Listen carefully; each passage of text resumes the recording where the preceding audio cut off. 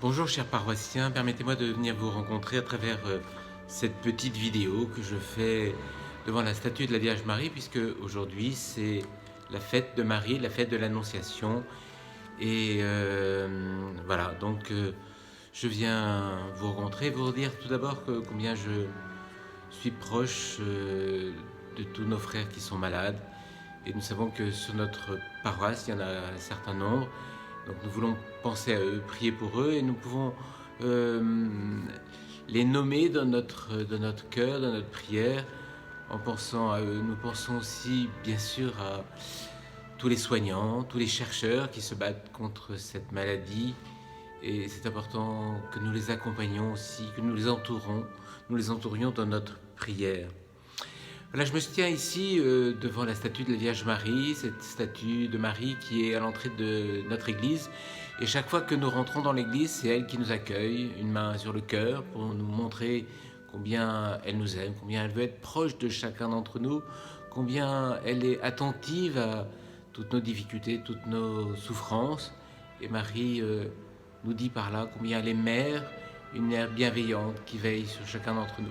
Et puis de l'autre main, elle la tend vers nous pour nous accueillir et pour nous donner la main aussi, afin qu'elle puisse, elle veut cheminer avec nous, marcher avec nous, nous guider, nous relever quand ça va mal, et elle est là pour prendre soin de nous. Cette fête de l'Annonciation, 9 mois avant la fête de Noël, avant la fête de la naissance de Jésus, au cœur de toute l'histoire de l'humanité, il y a cette rencontre entre le ciel et la terre, entre Dieu qui se cache derrière l'ange et une jeune fille qui représente toute l'humanité, une jeune fille qui va accepter de coopérer à l'œuvre de Dieu. Et elle vient nous dire, Marie, à travers son oui, qu'elle veut dire oui à Dieu et oui à son projet sur l'homme. L'an dernier, dans cette église, nous avions accueilli ensemble avec Marie et avec nos frères musulmans, nous avions prié ensemble autour de Marie, puisque nos frères musulmans aussi la vénèrent. Et pour elle est importante, pour nous aussi, elle est extrêmement importante. Marie, mère de Jésus, Marie, mère de Dieu, Marie l'Immaculée, Marie celle qui nous dit par son oui combien nous pouvons répondre à l'œuvre de Dieu. Et nous avions eu le beau témoignage de Monseigneur Najib Mikaël, qui est l'archevêque de Mossoul, qui venait nous dire combien dans son pays où les chrétiens ont été persécutés par Daesh, eh bien les musulmans étaient venus, les jeunes musulmans, l'aide à reconstruire les églises qui ont été détruites. Et nous avait donné un très très beau témoignage d'espérance, de foi, de ce qui se passe dans son pays malgré toutes les épreuves qu'ils ont connues. Je retiendrai dans l'évangile d'aujourd'hui, l'évangile de l'ange qui vient rencontrer Marie, qui vient demander à Marie si elle veut bien dire oui au projet de Dieu sur elle, au projet de Dieu sur l'humanité. Trois choses importantes. Tout d'abord, la salutation de l'ange. Sois joyeuse Marie, réjouis-toi Marie, Marie sois dans la joie. Et à travers cette demande de l'ange à Marie, cette parole de l'ange, cette salutation de l'ange, eh bien c'est une salutation pour chacun d'entre nous, à entrer dans cette joie de Dieu, à entrer dans cet désir de Dieu que nous soyons heureux. Et ce sera le premier message de Jésus dans l'évangile des Béatitudes. Jésus qui nous veut heureux, Dieu qui nous veut dans la paix, qui nous veut heureux, qui veut prendre soin de nous. La deuxième parole de l'ange à Marie, c'est « Le Seigneur est avec toi ». Le Seigneur est avec nous aujourd'hui, malgré nos épreuves, malgré nos difficultés. Et c'est important que, au-delà de cette quarantaine, où nous nous sentons peut-être isolés, eh bien, le Seigneur ne nous abandonne pas. Nous croyons qu'il est là, avec nous, qui chemine avec nous. Combien de temps durera notre temps de quarantaine? 10 jours, 20 jours, 30 jours, 100 jours, j'en sais rien. Nos frères chinois en sont à 3 mois. Peut-être ça sera le temps qu'ils nous aident. Qu'importe, aujourd'hui, maintenant, le Seigneur est avec nous. Et c'est important de vivre ces journées en étant détendu. Le Seigneur est là avec nous, il ne nous abandonne pas. Et vivons ces jours dans la paix, comme Marie nous apprend à vivre avec le Seigneur dans la paix.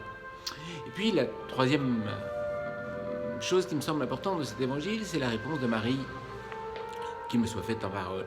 Marie qui dit oui, Marie qui est toute ouverte au projet de Dieu, Marie qui accepte de coopérer à l'œuvre de Dieu.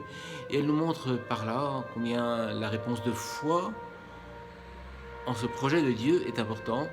Et c'est ce que le Seigneur attend de nous aujourd'hui, que nous ouvrions notre cœur, que nous ouvrions notre cœur avec confiance, avec bienveillance, et que nous disions nous aussi au Seigneur, que ta parole soit faite, que ta volonté soit faite aujourd'hui.